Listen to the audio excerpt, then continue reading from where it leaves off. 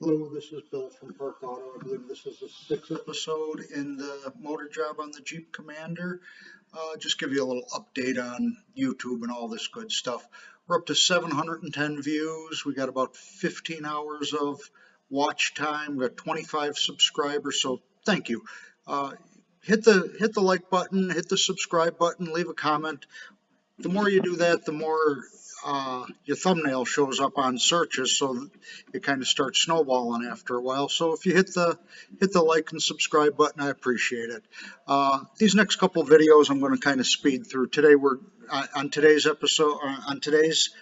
We're going to actually get the motor back into the Jeep, and I'm going to speed through the next few because this is getting a little bit boring. Just sitting here watching me put a motor job in.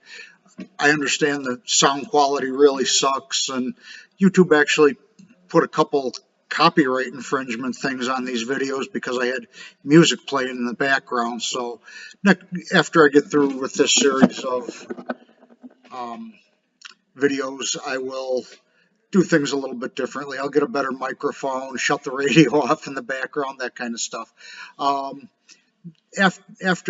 After this series, we're going to do one of two things: either another motor job on a 2012 Buick Enclave. That's basically the same vehicle as a Chevy Traverse, same platform, 3.6 liter motor. They have a lot of problems with those, so that might interest a lot of people on how to do that. That one's a little more involved than this one. On that one, you got to drop the entire subframe out of motor and trans, and rack and pinion all come out the bottom, and then you got to switch it when the frame's sitting on the ground. Then you got to put the frame back in. It's either going to be that one, or we're going to do a motor job, or excuse me, a trans job on a Buick Lucerne, a little bit older. I think it's like an old 06 or 07 Buick Lucerne. Just not sure which one I'm going to do yet. Enjoy the video, and thanks for watching, and hit that like and subscribe button for me. Thanks. Bye. Something kind of interesting I just found out in this motor. When I pulled the valve covers off and switched them over, I noticed that one valve cover bolt was missing. Didn't think much of it. I could see it has newer valve cover gaskets on it, so I figured somebody just lost it. I just found this laying down on the timing chain guide. I'll go back and take a look at the pictures I just took a little bit ago when I was showing you the chains, but this was laying down on the timing chain, actually on the tensioner, I believe is where I found it. Kind of interesting, just found a bolt down in the motor.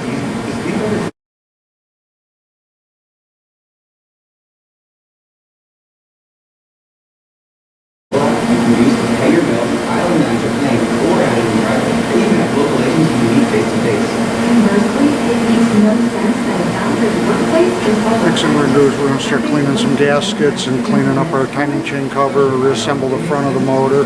I didn't show everything on film, but I got a good part of this changeover done on the new motor. Valve covers were changed, motor mounts, exhaust manifolds, flywheel, that kind of stuff. So now about the only thing I have left to do now is put the timing chain cover on and clean my gaskets, get everything cleaned up, and then put the front of the motor on. Then we'll be ready to set the motor in.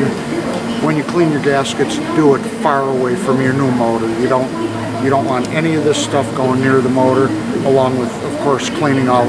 After you're done cleaning the gaskets, wash it very, very well. It has to be super clean inside. And we're going to put a new seal in the front, of course. Alright, I've got the gasket surfaces cleaned up real good there, and the water pump. Of course, it's getting a new water pump and thermostat. Got this seal popped out of there. Now you got to get you have to make this super clean, especially inside. And any of that grit or gets in the motor, that's very bad. You know, the grit from the gasket cleaners, that's very bad to get in the motor. And plus the fact that it was full of metal before. I can't see the metal, but it's there. I want to show you something real important about putting a seal in. This is a front seal. On the back side, there's a little spring in there that keeps a little tension around the crankshaft. You don't want to put it in like this. You want to pack this backside with grease to keep the spring from jumping out. Once in a while, when you're tapping the seal in, that spring will jump out. So you don't want to give it the opportunity to do that. You take care of that by packing this backside with grease.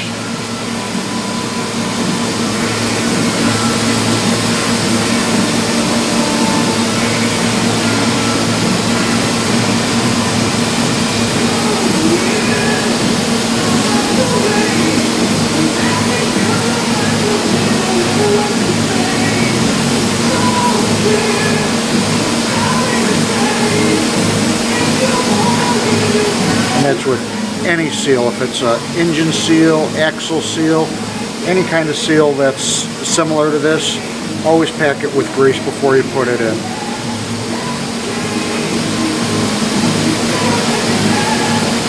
See, now this backside's packed with grease, you tap it in, that spring is going to stay in there. Plus you get a little bit of grease on the sealing surface for your initial startup. Okay, I've got the timing chain cover ready to go back together, and new seals installed. I did notice one thing. There are no guide pins on this motor on the front of it to keep our gasket in place. Our old motor has these guide pins. Here's one, and here's one that keeps our gasket in place as you're putting the cover on. And there was one other thing that I noticed. This motor has our guide pins or dowels in the back of the motor. This is what this goes into the transmission, into the bell housing. That's what they are, just dowel pins or guide pins. So we've got a set in the new motor.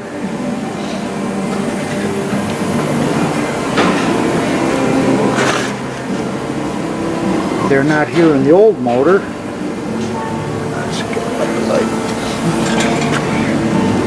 They're not here in the old motor.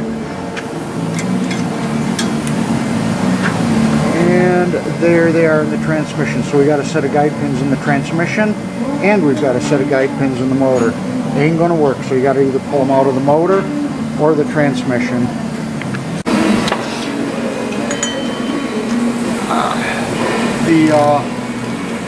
The guide pins on the transmission, I decided to take the extra set of guide pins out of the transmission side, because on the motor side it holds a little spacer plate. As far as the guide pins for the timing chain cover, you use a screw extractor. I don't know if you can see this or not.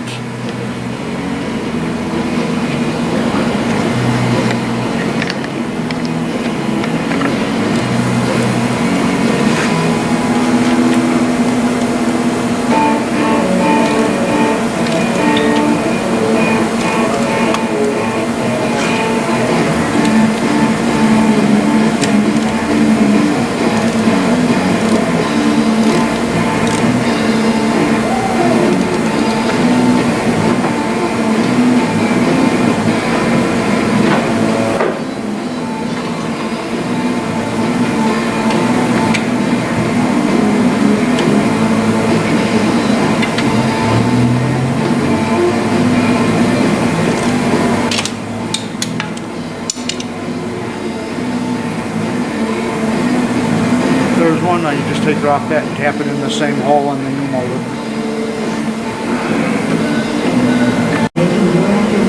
Here's the next thing we're doing. I noticed when I was pulling this apart, there was a ground strap that went from the back of one head to the back of the other head that was broken.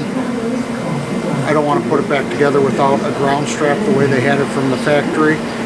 So I'm having to make one up, but I just want to show you a real good way to strip wires, and this is a very good way of doing it.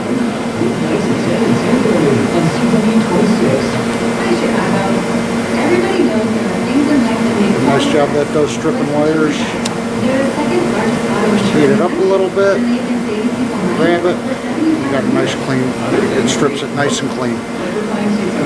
Here's something else I wanted to show you real quick. This is the original water pump. Of course, we're replacing that with the new motor, with putting the new motor in there.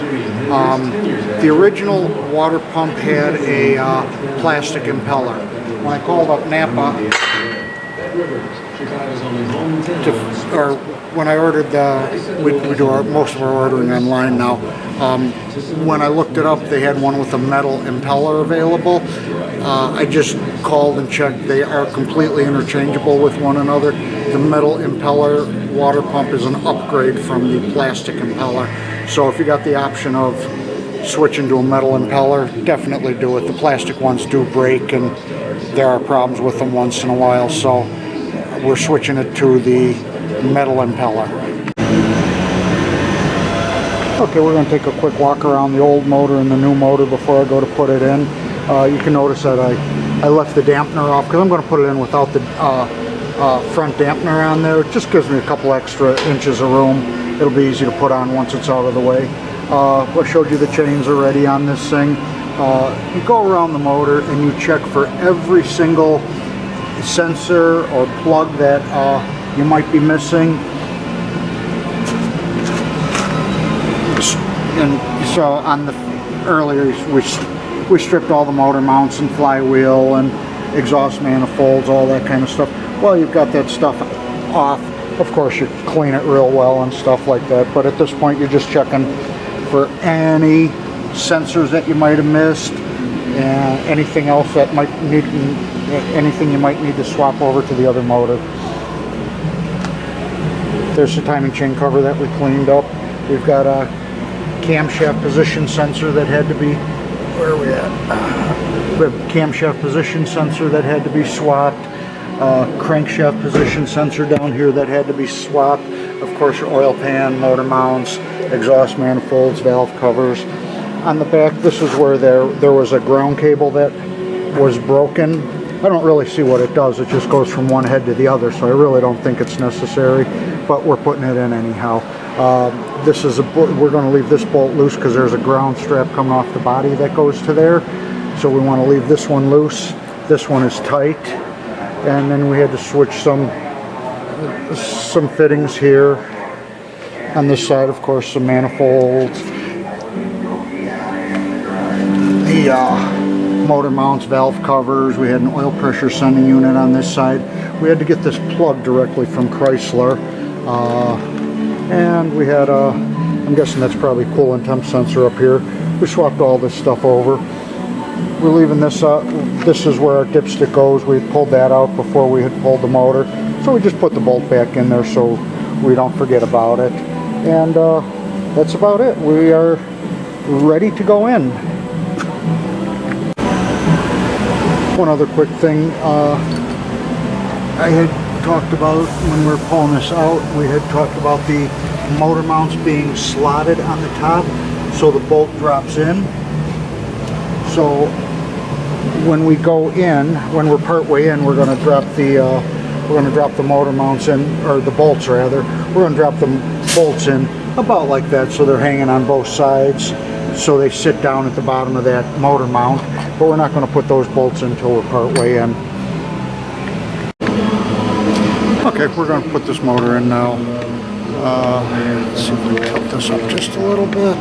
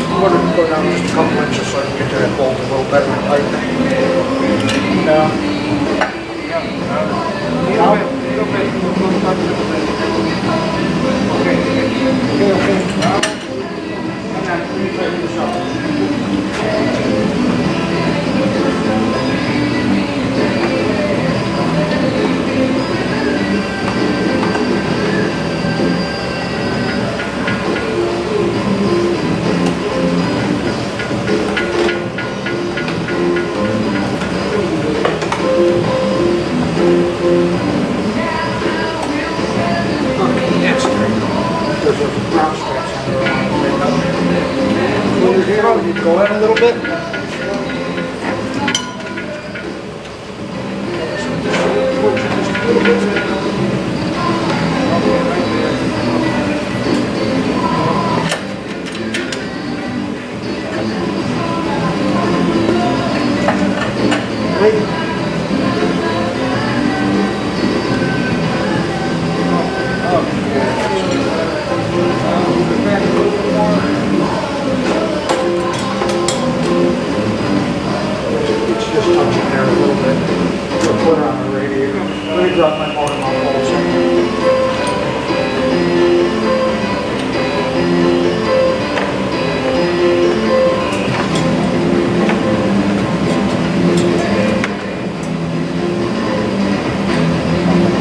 We gotta go. Watch out, yeah, so let's go. Okay, now? Sure?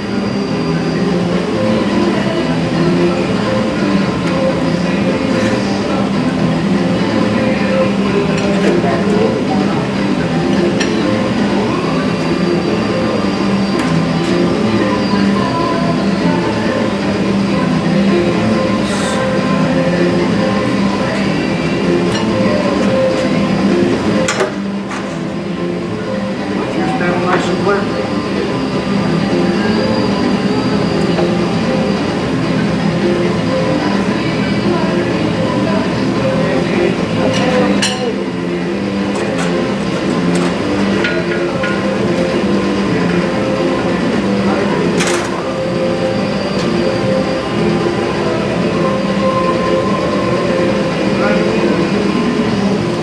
Flywheel what? Yeah, it's it's on here. It's on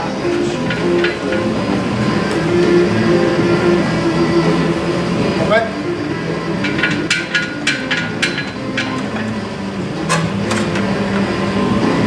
Go up a little bit.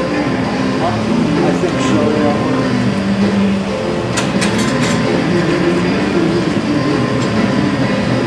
We're lower than that motor mount, so go up a little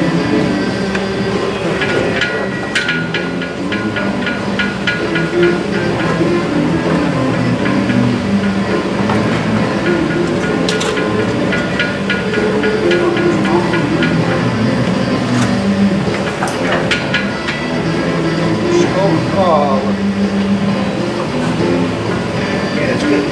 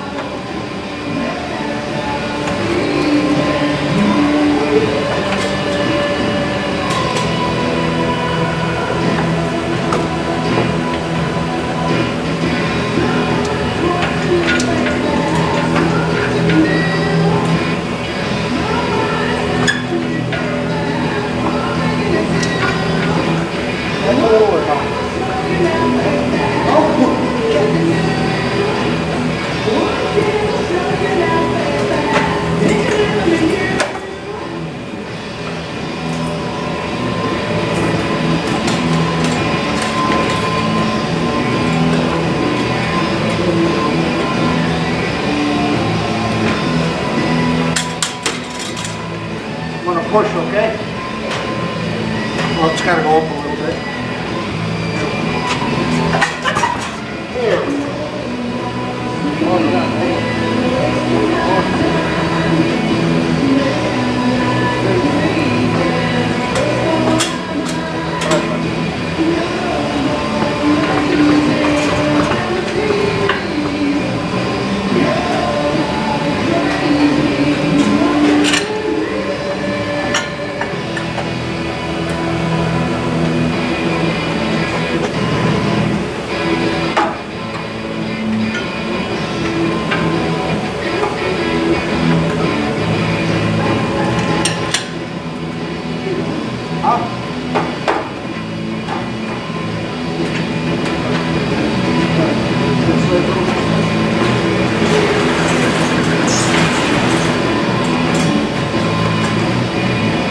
Down a little.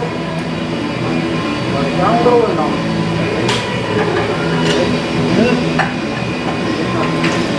Okay. Down.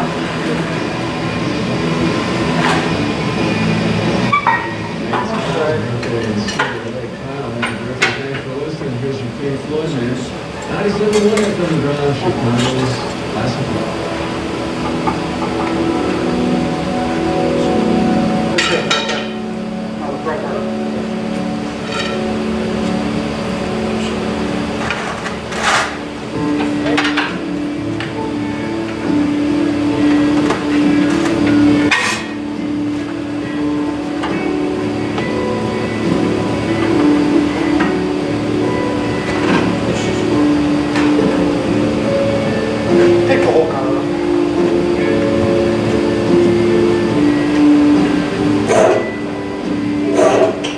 A little more. Let's go ahead and get there.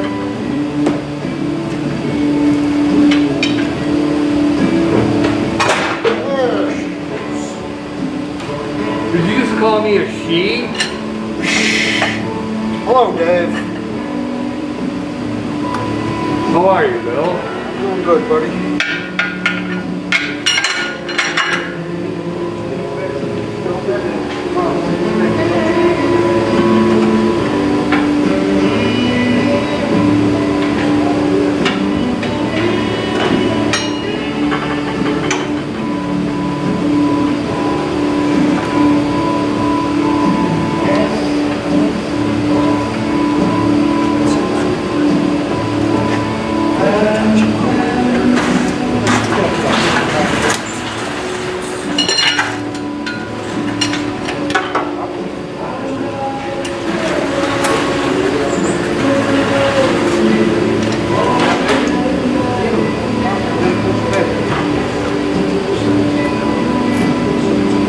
It's gotta go there.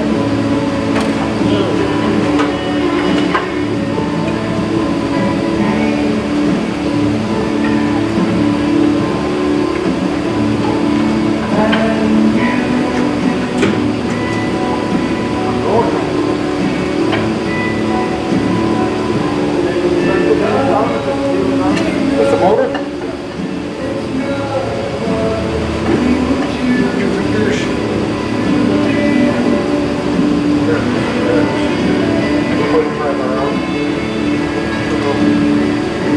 That side's clear. This side's not. Yeah. Take the whole car out. Okay. Take the whole car out a little.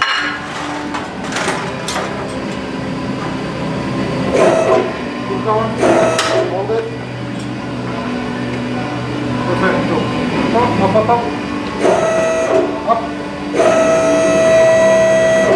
Okay. Yes, this will go.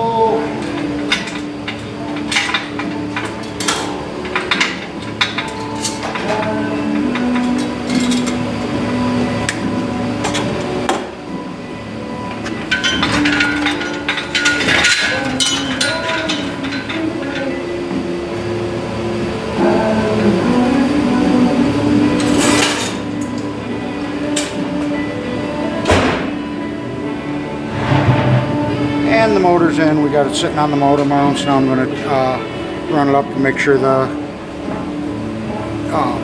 bell housing bolts or the studs are in the correct spot. It should be pretty close. Things are still loose enough I can move things from underneath pretty easily.